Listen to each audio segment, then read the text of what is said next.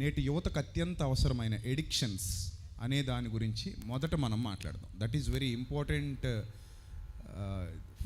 ఈ సొసైటీకి అది చాలా అవసరం. కాబట్టి ఫస్ట్ ఎడిక్షన్స్ గురించి మనం మాట్లాడదాం. ఈ వ్యసనాలని వాటి మీద టూకీగా మీ అభిప్రాయాలు ఏంటి? అసలు మీరు ఈ వ్యసనాలని ఎలా చూస్తారు? వాటి విషయంలో ఎలా ఓవర్కమ్ చేయాలని పిలుపునిస్తారు? ఒకవేళ ఎవరైనా వ్యసనాల బారిన పడిన యువకుడు మీ దగ్గరకు వస్తే మీరు ఏ విధంగా అతన్ని మరలా వాటి నుంచి విడుదల పొంది శక్తివంతంగా నిలబడి తనను తాను నిరూపించుకోగలిగే స్థాయికి ఎలా తీసుకొస్తారు? ఎందుకంటే మనందరి ఆత్మీయ అనుభవాలు చాలాసార్లు మీరు వేదికల మీద పంచుకున్నారు. మీరు పంచుకున్నారు, పాల్సన్ గారు పంచుకున్నారు, రాజా గారు పంచుకున్నారు, అందరూ పంచుకున్నారు, చాలామంది సేవకులు పంచుకున్నారు. సో కాబట్టి మీ అనుభవాలు నేటి యువతకు పాఠాలు కావాలి అనే ఆలోచనతో ఈ ఎడిక్షన్స్ మీద మీ అభిప్రాయాలు ఓపెన్గా మీరు మాట్లాడండి. ముందుగా ప్రభు పేట విజయన్నకి నా యొక్క శుభములు తెలియజేస్తున్నాను. Thank you. I commend you for the tremendous job that you doing with the youngsters. ఒకసారి గట్టిగా చప్పట్లు కొడుతూ దేవుని మహిమపరుచుతామా? ఇంతమంది యవ్వనస్తులని ఒక చోటకి తీసుకొచ్చి కేవలము వాక్యము వినిపిస్తున్న మీ యొక్క ఆ సేవ భారమును బట్టి నేను దేవునికి స్తోత్రాలు చెల్లిస్తున్నాను. God bless you. Truly I appreciate you what you doing. Thank you. Addictions నాతోనే ప్రారంభిద్దాం. ఒక మాజీ సినిమా నటుడుగా గత జీవితములో కొన్ని విషయాలు నేను మీతో పంచుకుంటాను. మీరు కమ్యూనికేట్ చేసుకోండి, కానీ మాట్లాడకుండా కమ్యూనికేట్ చేసుకుంటే సంతోషిస్తాం. Thank you. మొట్టమొదటిగా బైబిల్ చాలా స్పష్టంగా ఒక వాక్యములో చీకటికి వెలుగుకి ఏమీ పొత్తు,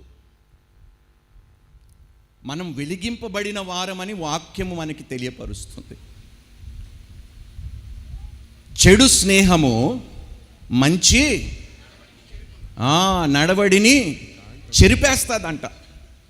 సో ఫస్ట్ అండ్ ఫార్మోస్ట్ ఏమిటంటే అడిక్షన్స్ ఎలా ప్రారంభమవుతాయంటే ఇన్ఫ్లుయెన్స్తోని ప్రారంభమవుతాయి. ఎలా ప్రభావితం అవుతామంటే మొట్టమొదటిగా మన చుట్టుపక్కల ఉన్న వాతావరణమును బట్టి. నేను ఒక ఉదాహరణ ఇస్తా. సొదొము గొమొర పట్టణములో లోతు నీతిమంతుడుగా బ్రతికినా కూడా ఆ ప్రభావము పిల్లల మీద పడ్డది. So circumstances defines your character. నీ యొక్క ఐడెంటిటీని కూడా, నీ చుట్టుపక్కల పరిస్థితులని కూడా పాడు చేయగలుగుతుంది. అందుకనే సరైన వారితో స్నేహము చేస్తే ఈ అడిక్షన్స్కి మనం ఎంతో కొంత దూరముగా ఉండటానికి ఆస్కారము ఉంటుంది. నా వ్యక్తిగత జీవితంలో నేను సినిమా పరిశ్రమలోకి అడుగు పెట్టినప్పుడు బాగానే ఉండేవాడిని. మరి పోయే కాలం వచ్చింది. చెడు స్నేహము, చెడు స్నేహితులు, సరదాగా బయటికి వెళుతూ కాలక్షేపము చేస్తూ వారు అలవాట్లు నా మీద రుద్దటము కాదు, నేను వారి అలవాట్లు నా మీద నేనే రుద్దేసుకున్నా. అంటే పులిసిపోయినది కాస్తంత పిండిలో ఉంటే మీరే చెప్పాలి. అబ్బాబ్బా ఎంత చక్కగా చెప్పారు. అంటే చాలాసార్లు చాలామంది ఏమనుకుంటారంటే, బ్రదర్ వాళ్ళు తాగుతారు, నేను తాగను, కానీ తాగే వారిని మాత్రం నువ్వు పక్కన కూర్చొని ప్రోత్సహిస్తున్నావు అంటే నువ్వు చాలా గొప్పవాడు. అర్థమవుతుందా మీకు? బ్రదర్ వాళ్ళు వ్యభిచరిస్తారు, నేను చెయ్యను, కానీ వ్యభిచరించే వారితో మరి మొదటి కీర్తన ఏం చెప్తుంది? దుష్టుని ఆలోచన చొప్పున. అరే వాడు ఆలోచన కూడా నీ మీద పడకుండా నిన్ను నీవు కాపాడుకోవాలని వాక్యము సెలవిస్తుంది. కానీ దౌర్భాగ్యం ఏమిటంటే ఈరోజు క్రైస్తవులకి క్రైస్తవ స్నేహితులు తక్కువైపోయారు. అక్కడ వస్తుంది సమస్య ఎడిక్షన్స్ తోటి. ఎక్కడికి వెళ్ళినా కూడా, ఏ ప్రాంతానికి వెళ్ళినా కూడా అందరూ నన్ను అడిగేది ఒకటే, అన్నా ఇక్కడ గంజాయికి బాగా ఎడిక్ట్ అయిపోయారు. ఒక్కడికి అలవాటు ఉంటే చెప్పండి, వాడి చుట్టుపక్కల మనం ఉన్నందుకు ఏమవుతుంది?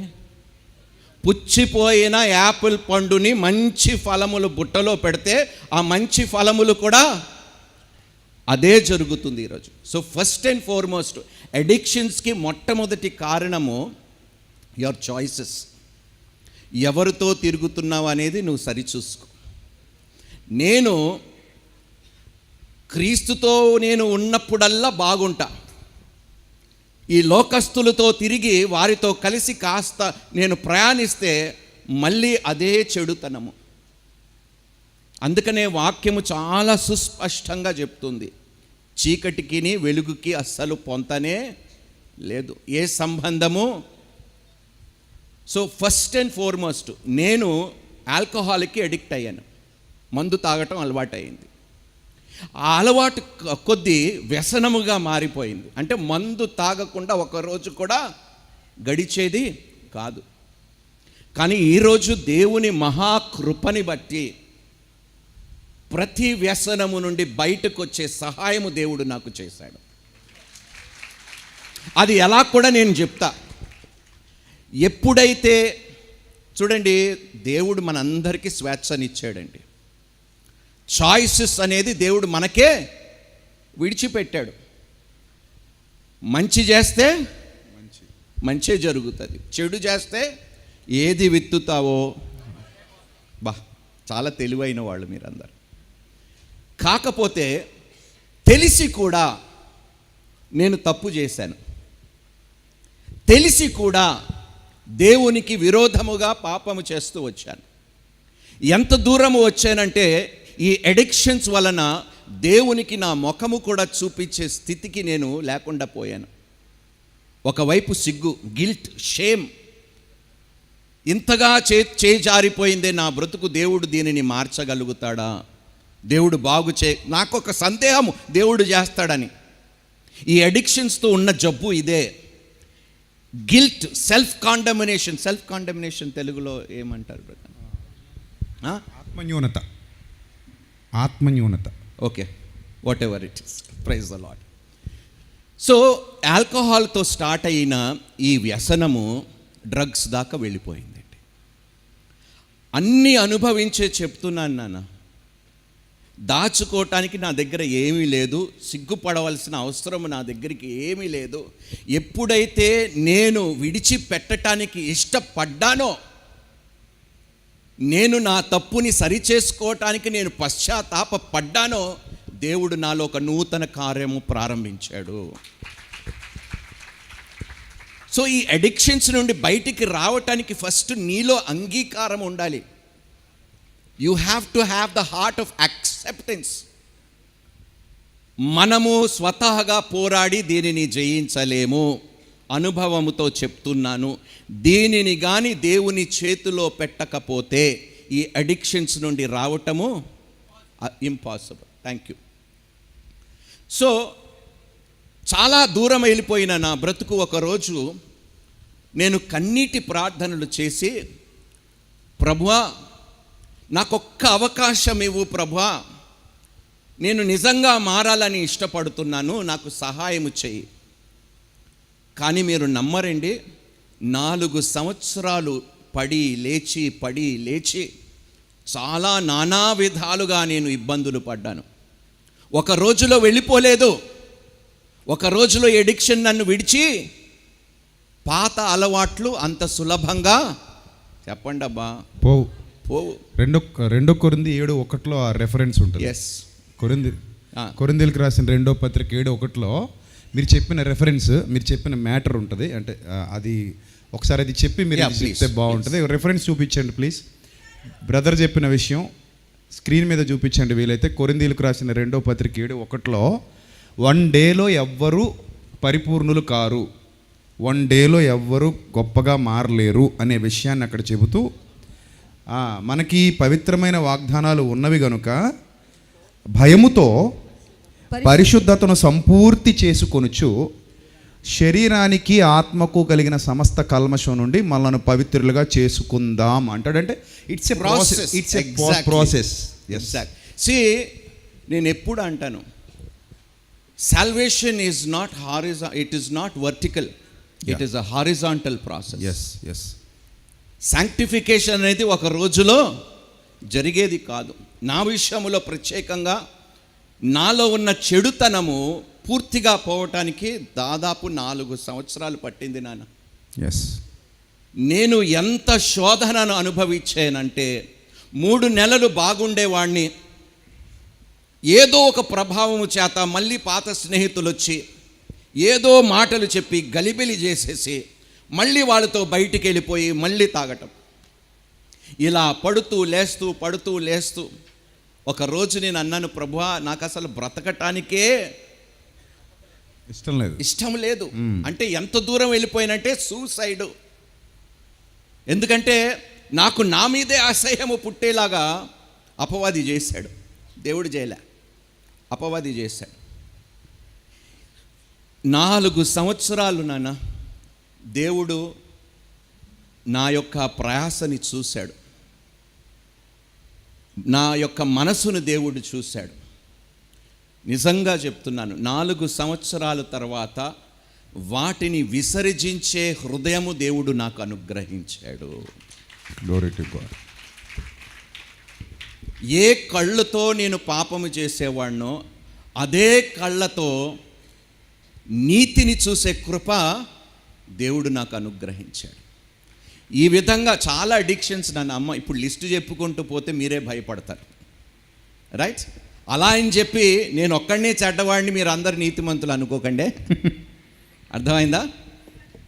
అంటే ఇలా మీరు మాట్లాడేటప్పుడు వాళ్ళు కూడా అద్దంలో చూసుకుంటారు. అదే అంతే కదా, ఎవరికి వాళ్ళు అద్దంలో నీతిమంతుడు లేడు, ఒక్కడూ లేడు. అందరూ పాపం చేసి దేవుడు అనుగ్రహించే మహిమను పొందలేకపోవచ్చున్నాము. సో ఈ ఎడిక్షన్స్ ఇంత తీవ్రతరం దాల్చి అంటే ఒక క్వశ్చన్, మీరు ఒక మాట చెప్పారు, మనం క్రైస్తవులతో సహవాసం చేయట్లేదు కాబట్టి ఎడిక్షన్స్ అవుతున్నాను. కొన్ని చోట్ల అంటే ఫర్ యువర్ ఇన్ఫర్మేషన్ కొన్ని చోట్ల నేను ఒకసారి ఒక చర్చ్కి వెళ్ళినప్పుడు మన వెస్ట్ గోదావరి సైడ్, అక్కడ చర్చ్లో పిల్లలందరూ ఫ్రెండ్సే, కలిసిమెలిసే ఉన్నారు, కానీ కలిసి అవుతున్నారు. ఏంటి పరిస్థితి? వాళ్ళు క్రైస్తవులేనా? కాదు. అంటే ఇక్కడ పాయింట్ ఏంటంటే మనం క్రైస్తవులతో సహవాసం చేయండి అని చెప్పాం. క్రైస్తవులతో సహవాసం అనగానే చాలామంది ఏమనుకుంటారంటే పేరుకు క్రిస్టియన్ అయితే చాలు సహవాసం చేయొచ్చు అనే భావనలోకి వెళ్తారు. అది చాలా పెద్ద అపోహ. దాని మీద ఇప్పుడు క్లారిటీ ఇవ్వాలి. సమస్య లేదు, ఇప్పుడు చెప్తా. ఓకే, నేను 16 సంవత్సరాల వయసుకే బాప్తిజము పొందుకున్న క్రైస్తవుడిని. 16 సంవత్సరాలకే బాప్తిజము పొందుకున్నాను. ఇంకా 19వ సంవత్సరంలో నాకు ప్రారంభమైంది కొత్త జీవితం, పాపిష్టి జీవితం. ఎప్పుడు? బాప్తిజము పొందిన 3 సంవత్సరాల తర్వాత. ఈ యొక్క అందుకనే క్రైస్తవుడికి అర్థం అంటే ఏమిటి మీరు చెప్పాలి. క్రీస్తుని పోలినవాడు, క్రీస్తు మనస్సు కలిగినవాడు, క్రీస్తుని వెంబడించినవాడు, వాడే క్రైస్తవుడు. పేరు పెట్టుకున్న ప్రతివాడు పేరు పెట్టుకున్న. అందుకనే నాకు చాలా ఇష్టమైన వాక్యము, నేను ఇజ్రాయెల్కి వెళ్ళినప్పుడు అమెరికాలోని ఒక ఇజ్రాయెల్ షాపు బయట ఒక యూదుడితో నేను సంభాషిస్తూ, నీకన్నా నిజమైన యూదుడిని నేనే అంటే ఎలా అన్నాడు. బాహ్యమైన సున్నతి పొందుకున్నవాడు నిజమైన యూదుడు కాదు, అంతరంగ సున్నతి పొందుకున్నాను కాబట్టి నీకన్నా ప్యూర్ యూదుడిని నేనే అని చెప్తే వాడు షాక్ అయిపోయాడు. అంతే, దట్ ఈస్ కరెక్ట్. అంటే యాక్చువల్లీ మనం మన క్రైస్తవుడే కదా అనుకుంటాం. అవును. ఇప్పుడు సొసైటీలో ఇది చాలా పెద్ద బ్లండర్. ఇది ఖచ్చితంగా మనం దీని మీద మాట్లాడాలి. అదేంటంటే చాలామంది ఏమనుకుంటున్నారంటే వీళ్ళు పక్షపాతులు, క్రైస్తవుడు అంటే చాలు వీళ్ళు యాక్సెప్ట్ చేస్తారు అన్నట్టు. సో బైబిల్ అలా చేయట్లా. పౌలు భక్తుడు ఏమన్నాడు, నేను క్రీస్తుని పోలు నడుచుకొనిచున్న ప్రకారమే మీరు నన్ను పోలండి. ఒకవేళ నేను if I'm not following to Christ, అంటే నేను ఆయన్ని ఫాలో అవ్వకపోతే, నేను I'm not follow of lord Jesus Christ, మీరు ఖచ్చితంగా నన్ను ఫాలో అవ్వకూడదు. అందుకే ఆ మాటలో భావం ఏంటంటే నేను క్రీస్తును పోలి నడుచుకొనిచున్న ప్రకారం మీరు నన్ను పోలి నడుచుకోండి. ఎంత గొప్ప సాక్షి కదా. అంటే ఇప్పుడు నేను ఏమంటానంటే, ఇప్పుడు మనం ఏమనుకుంటామంటే వీళ్ళందరూ మన క్రైస్తవులే, మనం ఒకటే అనే భావనలోకి వెళితే, అక్కడ చర్చిలో నేను చూసినట్టుగా 10 మంది క్రైస్తవులు ఉన్నారు, వాళ్ళు సభకి వస్తారు, వాళ్ళే కష్టపడతారు, వాళ్ళే టెంట్లు వేస్తారట, వాళ్ళే చర్చ్ డెకరేషన్స్ చేస్తారట, వాళ్ళే క్రిస్మస్కి మీటింగ్స్కి అన్నింటికి అరేంజ్ చేస్తారట పాస్టర్ గారికి. కానీ వీళ్ళు 10 మంది కలిసి తాగుతారు. దేవుడు వారిని దీవించునుగాక.